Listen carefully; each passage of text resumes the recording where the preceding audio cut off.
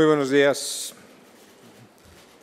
Muy buenos días a todos, señor presidente de Ernst & Young, querido Juan Costa y señores miembros del panel, y querido amigo y antiguo colega Jan-Peter Balkenende, al que me alegro mucho de poder saludar aquí en Madrid, señor secretario general iberoamericano y muy distinguidas autoridades.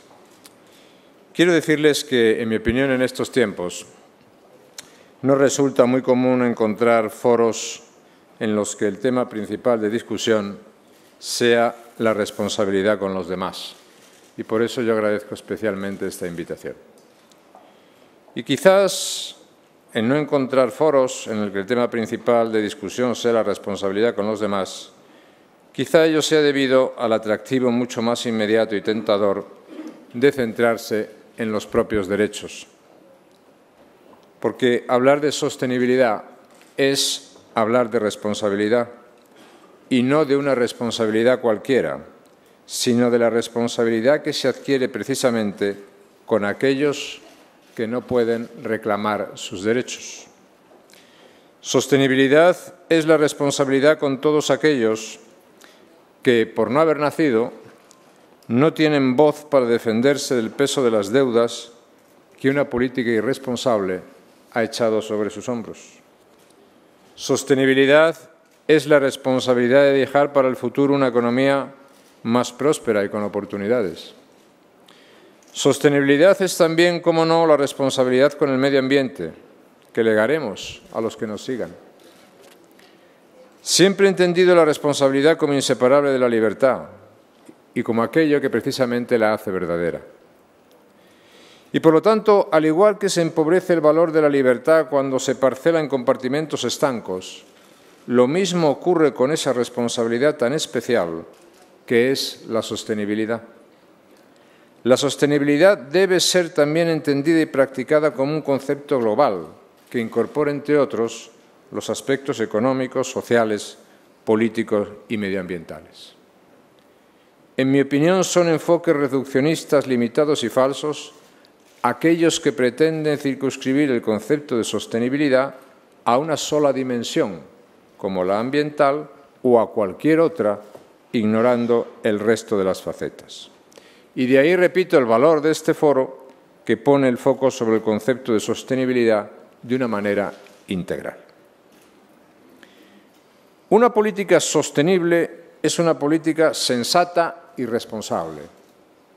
Sensata porque se desarrolla con arreglo a la prudencia, y responsable porque pondera las consecuencias de sus acciones y es coherente con su circunstancia. No podemos comprender la sociedad y su horizonte si solo atendemos al punto de vista del presente.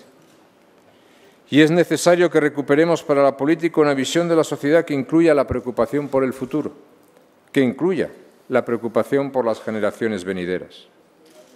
¿Y por qué? Pues por la sencilla razón que la sociedad no es un contrato atemporal entre extraños.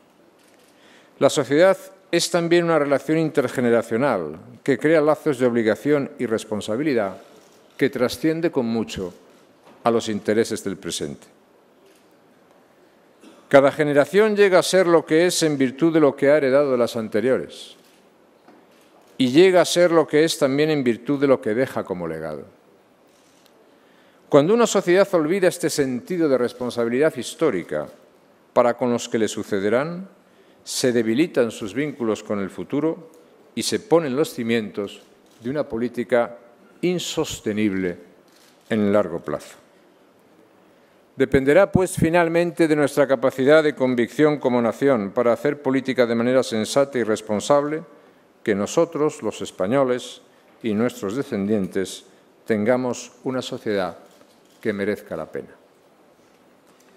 Ejemplos de políticas sostenibles y responsables con el presente y el futuro de nuestra sociedad son aquellas capaces de propiciar una senda de crecimiento económico, de empleo y de oportunidades para todos.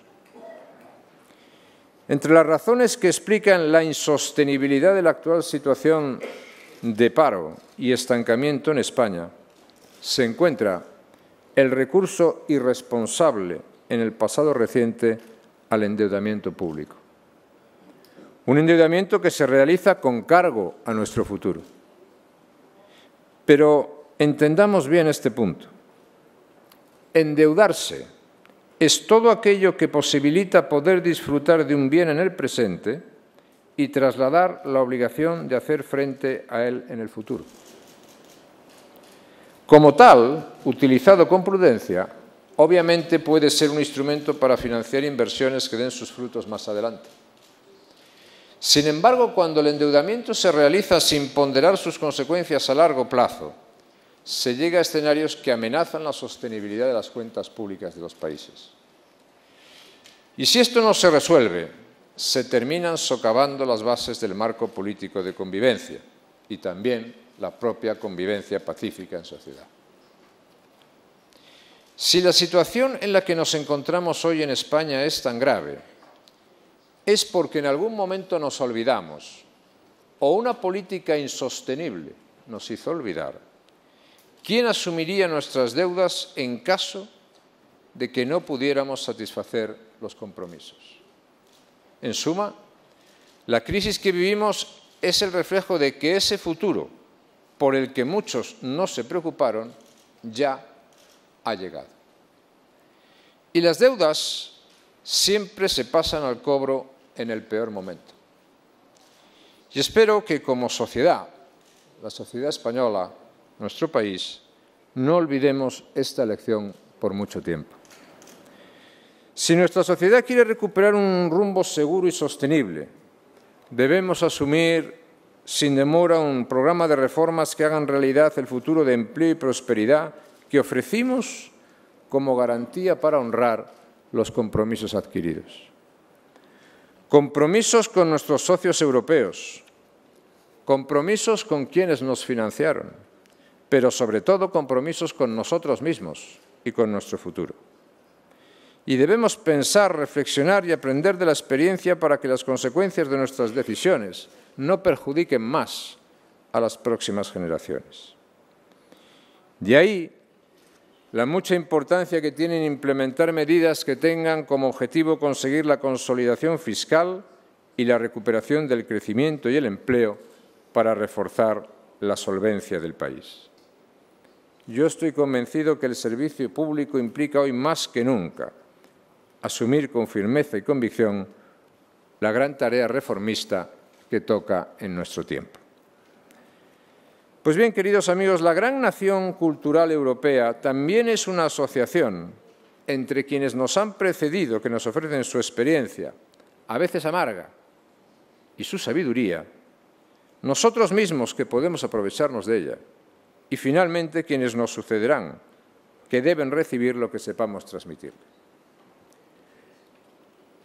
Tengo para mí que la ruptura de esta relación intergeneracional está precisamente en el origen de la quiebra del proyecto europeo. La pérdida del sentido nacional de la política, como continuidad entre generaciones y como ejercicio de cohesión social, conduce al desprecio de todo lo valioso que se nos ha legado y lleva también a la despreocupación por lo que se va a dejar a los que están por venir. Y no es por casualidad, precisamente, por lo que entre nosotros, en Europa, la expresión económica y presupuestaria del eclipse de nuestras raíces culturales sean el déficit excesivo, la deuda insostenible y, por lo tanto, el debilitamiento de nuestro modelo de bienestar. El hábito de gastar sin medida y sin preocuparse cómo se pagará ni qué beneficio social dejará esos gastos refleja una despreocupación lamentable. Ese hábito nos ha llevado a consolidar como derechos adquiridos lo que se comprometió y se prometió pagar con ingresos coyunturales que han desaparecido para no volver. Y en este sentido no hay duda de que la crisis fiscal es, en esencia, en el mundo de hoy, una crisis moral. Pues bien, como les decía, una política sostenible y responsable con el presente y el futuro de nuestra sociedad es también aquella que es capaz de aunar equilibradamente crecimiento y sensibilidad por el medio ambiente y establecer una relación de refuerzo mutuo entre ambas. Nos importa el mundo en el que habitamos y nos preocupamos por conservarlo para nosotros, pero también por conservarlo para legarlo a quienes nos sucederán. Y ese horizonte de responsabilidad siempre lo tenemos que tener presente. Mi convicción acerca de la importancia de la conservación y mejora del medio ambiente es profunda. Como recordaba el secretario de Estado, García Legaz, mientras tuve el honor de presidir el Gobierno de España, me esforcé por demostrar por la vía de los hechos, que es los que a mí me gustan, que crecimiento económico y mejora del medio ambiente, lejos de ser objetivos contrapuestos, se refuerzan mutua y positivamente. Y por eso no fue casualidad, efectivamente, que el Gobierno que yo presidí fuera el primero en la historia de España en crear un Ministerio de Medio Ambiente y que ello fuera acompañado del período más intenso de crecimiento y de creación de empleo en la historia reciente de nuestro país. Quiero también referirme brevemente a algunos ejemplos que ilustran la coherencia de un concepto integral de sostenibilidad de las cuentas públicas. Y quiero empezar por Kioto, porque la coherencia por contribuir a que España aportara su cuota de responsabilidad a la conservación del medio ambiente global se plasmó en 1999, en la adhesión de España al Protocolo de Kioto. Asimismo, en aquel tiempo impulsamos decididamente una política energética menos intensiva en la emisión de CO2 y otros gases de efecto invernadero, con dos decisiones fundamentales que merece la pena ser recordadas. En primer lugar, prolongar la vida útil de las centrales nucleares en España, pues es bien sabido que las centrales nucleares en España no emiten CO2 ni otros gases de efecto invernadero. Entonces no los emitían y creo que ahora los siguen sin emitir. Y además producen una energía de calidad y barata que mejora la competitividad del conjunto del tejido productivo. Y en segundo lugar, sentar las bases del desarrollo de la industria española de energías renovables, por entonces inexistente en nuestro país, sobre unas bases económicas sólidas y sostenibles. Y precisamente como primer impulsor de estas políticas en España quisiera transmitirles que solo teniendo presente en todo momento la dimensión de la sostenibilidad económica podrá España tener éxito en el cumplimiento de todos sus compromisos internacionales.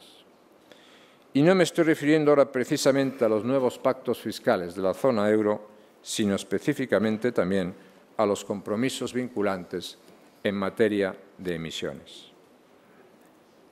Creo que la forma más eficiente y justa y sostenible para toda la sociedad de alcanzarlos es aprovechar en toda su plenitud lo más importante del progreso y prosperidad con que cuenta la humanidad, que es su capacidad de generar conocimientos. Conocimientos en materia de energías renovables, que suponen la existencia de una curva de aprendizaje que hace descender rápidamente el coste de las tecnologías hoy inmaduras y aumenta su eficiencia.